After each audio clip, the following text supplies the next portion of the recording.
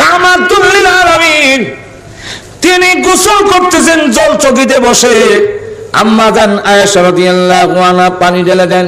নবীজি ডাক দিয়ে বলেন, আয়েশা গো, পানি লাল হয়ে যায় কেন, সাদা পানি ঢালি? আম্মা জান আয়েশা বলেন, ওগো নবীজি, আপনার জল চকির নিচে আমার পায়ের একটা আঙ্গুল পড়ে গেছে, আপনার শরীরের চাপে আমার আঙ্গুলটা ফেটে রক্ত ঝরতেছে, পানি লাল হয়ে যায়।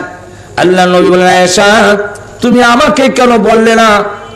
ও শব্দ কেন নাই, কোন উফ শব্দ তুমি করলে না? ওগো আয়েশা, তোমার আঙ্গুল ফেটে গেল, আমাকে বললে তো আমি দাঁড়াইতাম, আঙ্গুলটা বেঁচে গেল। আম্মা জান আয়েশা বলেন, ওগো নবীজি, আমি আপনাকে আমার নিজের প্রাণের চাইতে কোটি কোটি গুণ বেশি ভালোবাসি। ওগো নবীজি, আমার আঙ্গুল কেন আল্লাহর কসম করে বলে, আমার